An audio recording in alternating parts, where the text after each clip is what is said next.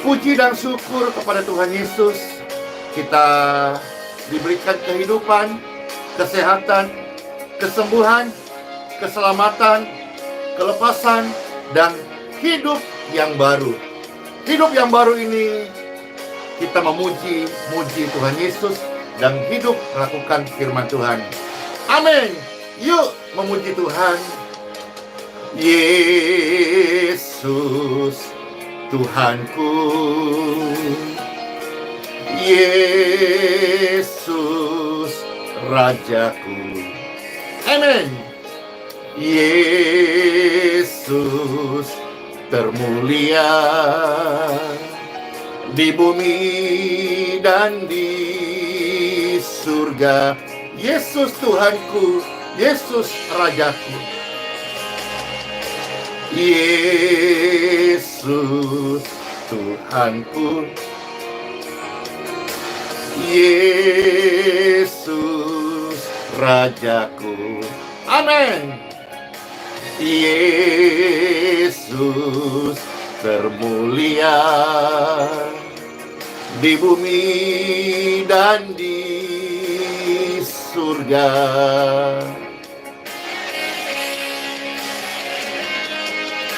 Ku sembah Tuhan Yesus, ku sembah Tuhan Yesus, ku puji, ku muliakan namamu Tuhan Yesus. Ku sembah Tuhan Yesus, ku sembah Tuhan Yesus, ku puji, ku muliakan namamu. Amin. Kita bersama-sama. Yesus Tuhanku, Yesus Rajaku. Kami menyembahmu Tuhan Yesus. Yesus termulia di bumi dan di surga. Sama-sama katakan, Yesus Tuhanku, Yesus Rajaku. Amin. Yesus Tuhanku, Yesus Rajaku.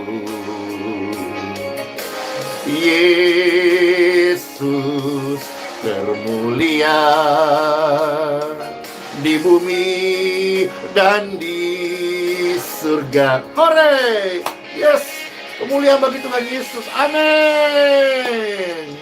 Ku sembah Tuhan Yesus, ku sembah Tuhan Yesus, ku puji, ku muliakan namamu Tuhan Yesus. Ku sembah Tuhan Yesus, ku sembah Tuhan Yesus, ku puji, ku muliakan namamu.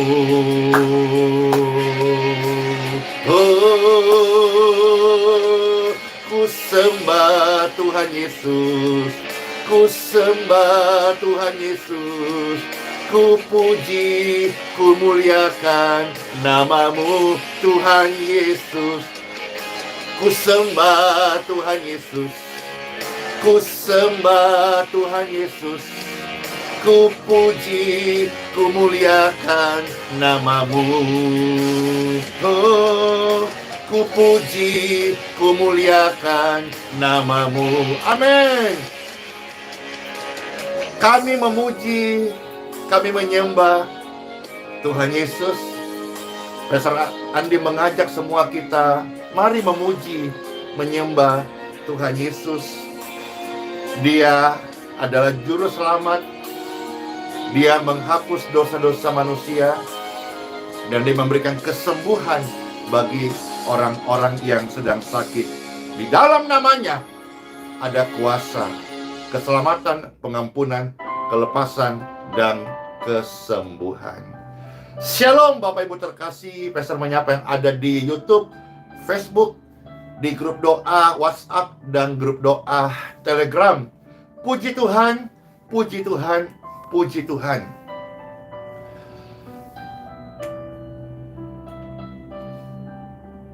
Saya sebagai hamba Tuhan juga bisa sedih, bisa mengalami tekanan, atau istilah lain stres. Melihat hari ini bencana, kesedihan, musibah yang terjadi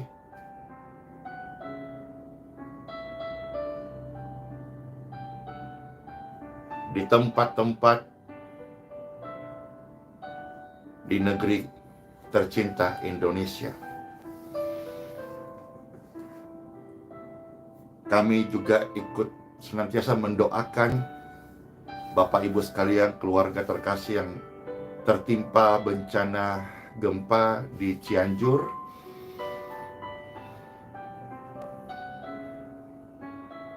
Kiranya kasih karunia Tuhan mampukan setiap keluarga yang berada di sana dimampukan tetap kuat, dimampukan tetap untuk bisa melewati masa-masa air mata ini, serta semua pemerintahan, baik mulai dari daerah, kota, provinsi, sampai Indonesia, bergandengan tangan untuk bisa segera kita sama-sama melewati masa-masa ini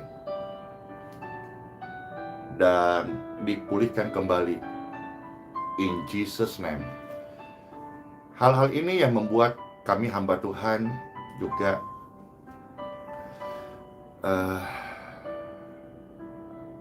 menjadi bahan doa.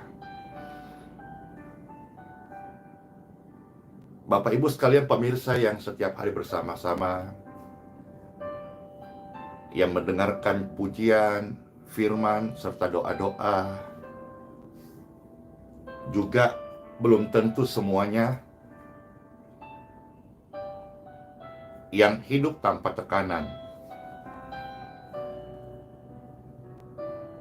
atau stres karena sebuah keadaan, baik itu ekonomi kah, keluarga kah,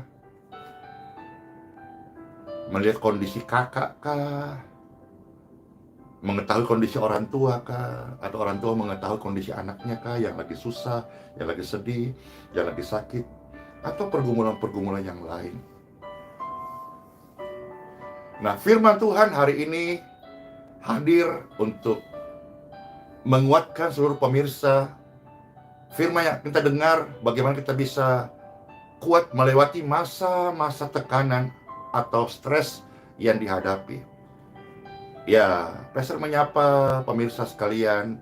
Di sana ada Ibu Ruth, ada Kimni, ada Yasinta, ada Yuliana, ada Marisiana, ada Ibu Sri, ada Herli Situmorang, dan banyak lagi. Puji Tuhan, puji Tuhan, puji Tuhan.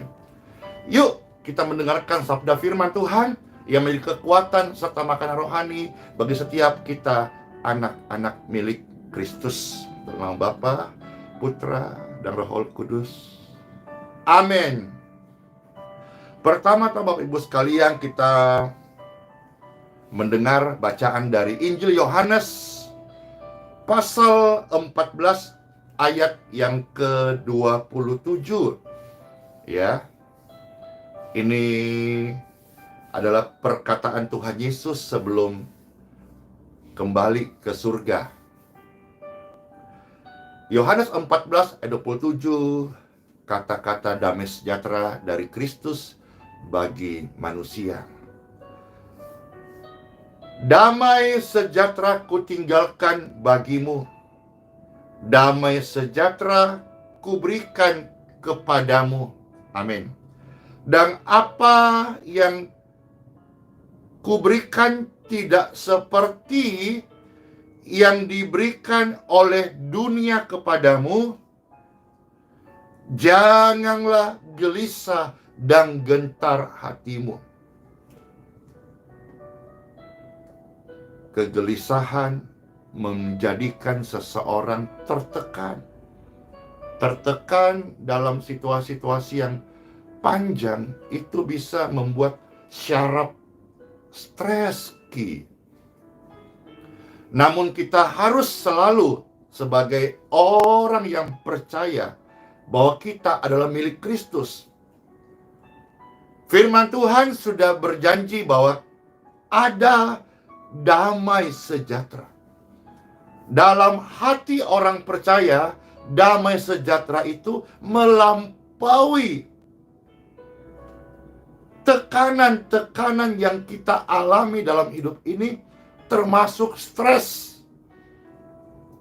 Damai sejahtera memenuhi hati orang percaya, melingkupi seluruh aspek kehidupannya, sehingga tadi gelisah, tekanan tidak akan menguasai dia, karena dia tahu bahwa kerang air dari hati yang keluar itu adalah sukacita, damai sejahtera dari Kristus. Bahkan ketika ada benih-benih kegelisahan, akan disiram dengan namanya air kehidupan, air sukacita, air damai sejahtera.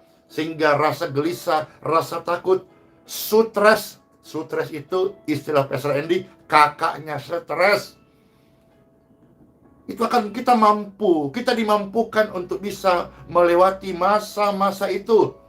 Perhatikan sekali lagi, saya manusia biasa hari ini belajar melayani pekerjaan Tuhan dan dengar-dengar apa yang Tuhan tuntun. Bukan berarti hamba Tuhan itu sudah sempurna. Bukan berarti hamba Tuhan itu sudah hidup tanpa tekanan. Bapak Ibu sekalian mesti tahulah bahwa kami juga punya pergumulan, punya harapan dan doa-doa, baik itu di dalam pelayanan yang utama.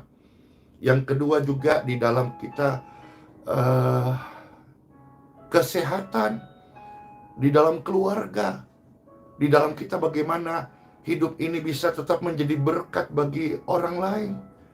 Kalau saudara mungkin bukan hamba Tuhan, tetapi seorang pekerja, atau seorang mahasiswa, atau seorang ama, oma, opa, kakek, engkong, orang tua terkasih, pasti juga ada namanya pergumulan-pergumulan. Tetapi jangan sampai kegelisahan itu menjadi Tuhan dalam hidupmu. Jangan rasa takut, stres itu menguasai hidupmu. Ingat bahwa di dalam hidup orang percaya, Tuhan Yesus sebagai the King of Peace, Raja Damai, Dia yang akan menguasai seluruh hidup kita dengan damai sejahtera. Maka sekarang kita berkata, stress out in Jesus name. Amin. Stress out. Wah, puji Tuhan. Kalau stres itu ada namanya spiritnya, maka kita usir spirit itu out in Jesus name. Karena hidup orang percaya tidak dikuasai stres. Stres mungkin bisa datang, tapi tidak akan bersarang di hidup orang percaya. Karena yang di dalam hidup saya dan Anda adalah tempatnya damai sejahtera, tempatnya Roh Kudus bersemayam. Dan di mana ada terang, kegelapan itu harus minggir. Amin. Nah, kita berikutnya melihat saudara-saudara ayat-ayat suci Bible yang menguatkan kita ketika menghadapi tekanan. Yakobus pasal 1 ayat 2 sampai ayat yang keempat. Ayat-ayat ini menguatkan hidupku dan juga pasti menguatkan pemirsa sekalian.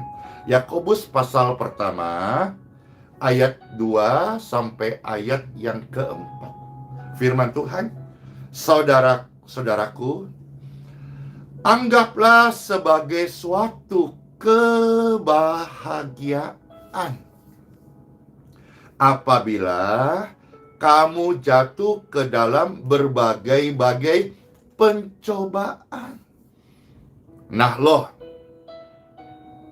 ini mungkin kita belum terbiasa menghadapi atau mengolah makna dari ayat ini. Sulit orang yang sedang dalam sebuah keadaan dicobai, lantas bisa outputnya merasa bahagia. Ingat bahwa memang firman Tuhan itu sulit dimengerti dengan logika. Tetapi dari hati yang taat, kita dimampukan melihat kebenaran itu menjadi hidup real dan nyata.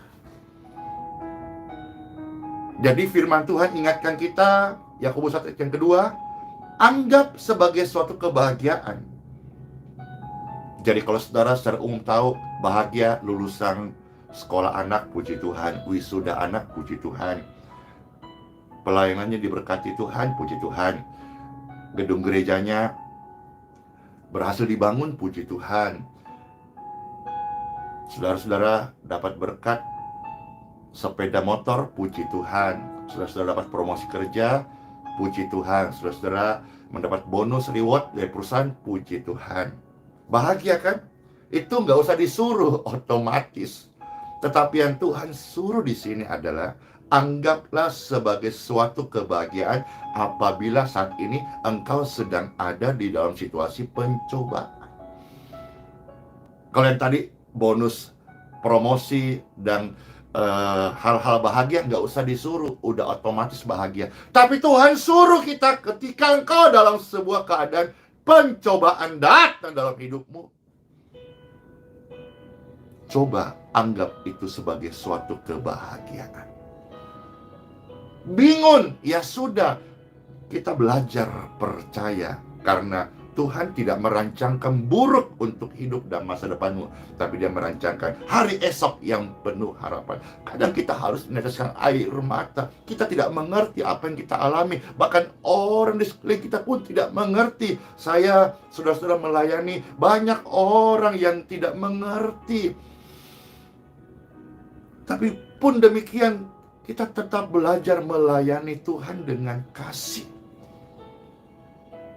Mungkin kau sebagai ibu rumah tangga mendoakan suami belum mengerti, tapi tetap doakan dengan kasih dan sebagainya. Sekarang kita maju ayat 3 dan 4. Sebab kamu tahu bahwa ujian terhadap imanmu itu menghasilkan ketekunan loh. Ayat 4, dan biarkanlah ketekunan itu memperoleh buah.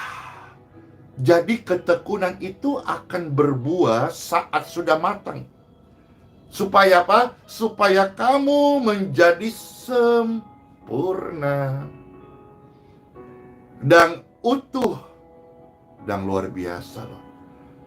Tuhan tidak merancangkan kita kekeringan.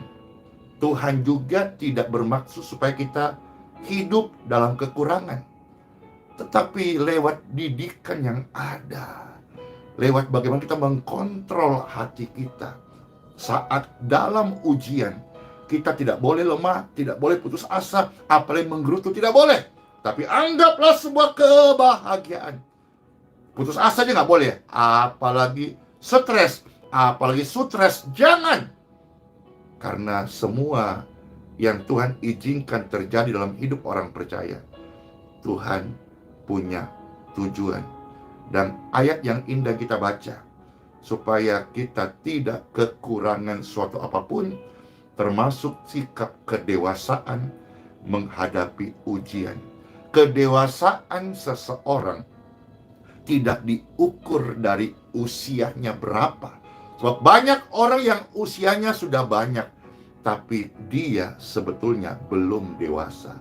Kedewasaan seseorang itu ditentukan bagaimana dia bersikap ketika dia menghadapi ujian dan pencobaan-pencobaan dalam hidupnya.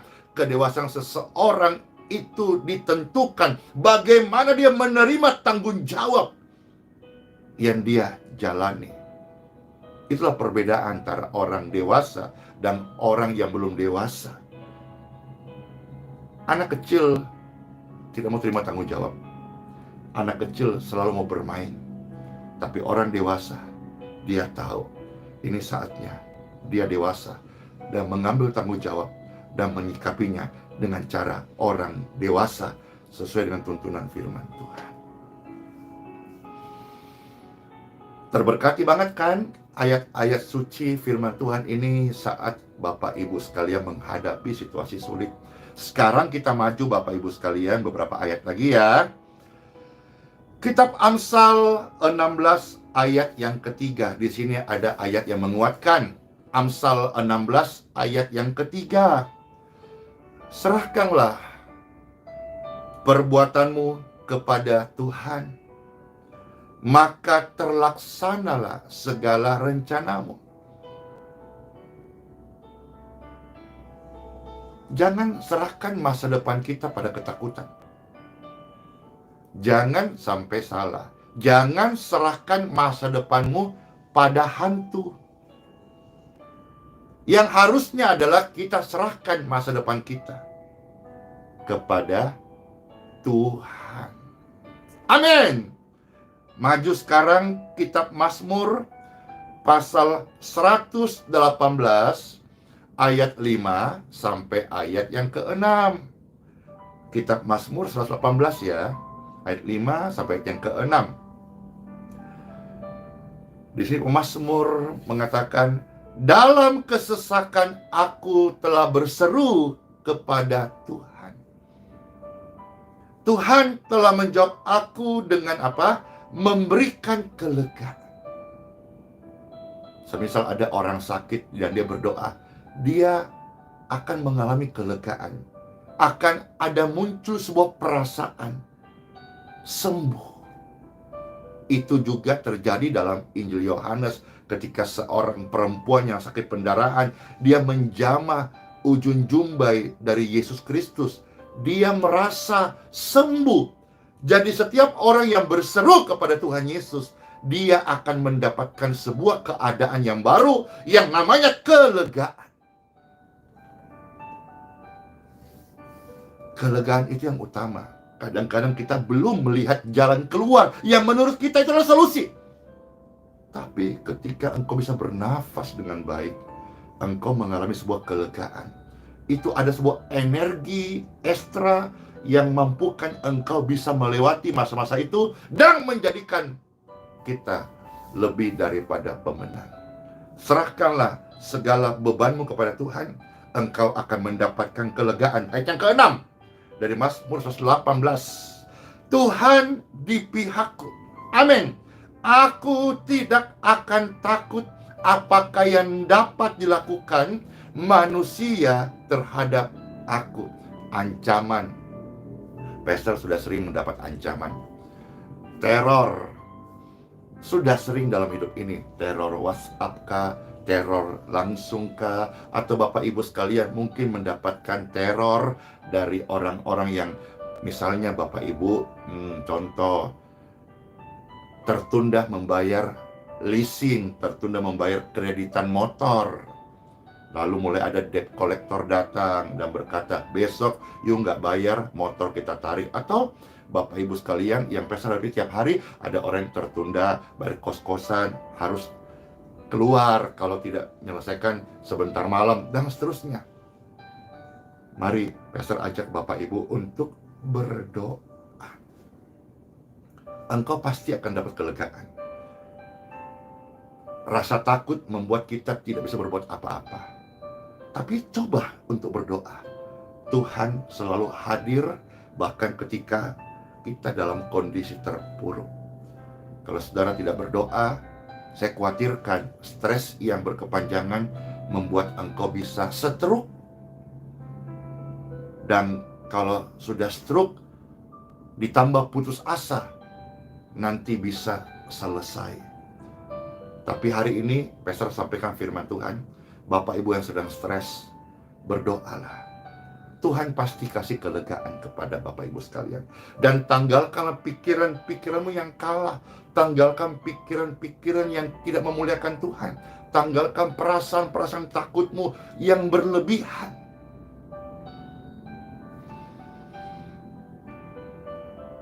Belajar untuk tidak khawatir, serta mau serahkan setiap beban hidup yang kita alami kepada Tuhan. Seperti yang Tuhan arahkan di dalam firman Tuhan, Filipi pasal 4, ayat 6 sampai ayat yang ke-9. Filipi pasal 4, ayat 6 sampai ayat yang ke-9. Firman Tuhan, janganlah hendaknya kamu khawatir tentang apapun juga, tetapi nyatakanlah dalam segala hal keinginanmu kepada Elohim dalam doa dan permohonan dengan ucapan syukur. Terberkati banget. Ayat-ayat suci firman Tuhan ini selalu memberkati hidupku dan juga memberkati kehidupan pemirsa sekalian. Ayat 7. Damai sejahtera Elohim yang melampaui segala akal akan memelihara hati dan pikiranmu dalam Kristus Yesus. Amin. Ayat 8. Jadi akhirnya saudara-saudara, semua yang benar, semua yang mulia, semua yang adil, semua yang suci, semua yang manis, semua yang sedap didengar, semua yang disebut kebajikan dan patut dipuji, pikirkanlah semuanya itu. Jadi tidak ada ruangan di pikiran dan hati orang yang percaya kepada Tuhan Yesus stres. Karena firman Tuhan berkata Filipi 4 yang ke-8, stres itu bukan untuk menguasai kita. Stres itu bukan untuk merajai pikiran Anda. Stres itu bukan ada di dalam bagian yang harus kita renungkan. Tetapi pikirkanlah semua yang mulia, adil, suci, manis, sedap didengar, disebut kebajikan, dan patut dipuji, serta kebenaran firman Tuhan. Ayat 9 ya. Dan apa yang telah kamu pelajari, apa yang telah kamu terima. Pastor tambahkan di sini sebuah rema, apa yang sudah kita dengarkan saat ini. Apa yang telah kamu lihat padaku, lakukanlah itu, maka Elohim sumber damai sejahtera menyertai kita semua. Seperti kata firman Tuhan dari awal Yohanes 14 tadi, damai sejahtera ada di dalam hati Bapak, Ibu, dan saya. Damai sejahtera itu yang berkuasa, yang akan merajai kehidupan kita.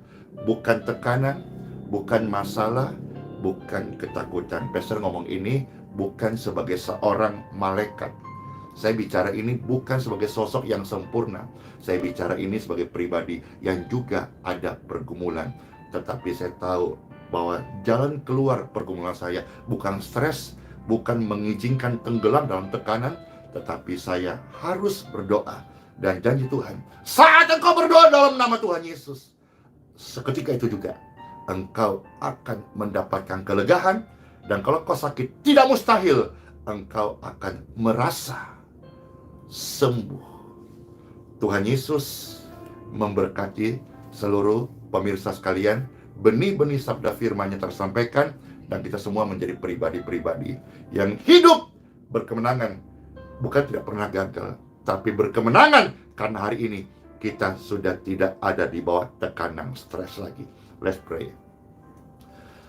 Tuhan Yesus, terima kasih, sabda firman-Mu mengalir di hati kami, membebaskan, memulihkan, menjadikan kami pribadi yang terus berserah dan berdoa dan percaya firman-Mu adalah hidup dan berkuasa di dalam hati dan seluruh aspek hidup kami. Terima kasih buat sabda firman-Mu Tuhan. Firman-Mu mendatangkan kesembuhan, mendatangkan kelegaan, sukacita, kemenangan, jawaban bagi setiap kami, dan membuat pribadi yang terus berharap dan berdoa in Jesus name. Karena doa orang benar, di saat yang sama mereka akan menerima kelegaan dari Tuhan Yesus. Dalam nama Bapa, Putra, dan Roh Kudus. Amin. Siapa yang terberkati jiwa, roh tubuhnya? Saya. Siapa yang mengalami kesembuhan? Siapa yang merasa sembuh? Siapa yang merasa sukacita? Siapa yang menerima kelegaan? Saya. Masuklah hari yang baru dengan penuh ucapan syukur, dan naikkanlah segala permohonanmu dengan doa yang tidak jemu-jemu. Tuhan Yesus memberkati. Sola fide, Immanuel. Bless you all. Dadah semuanya. Shalom.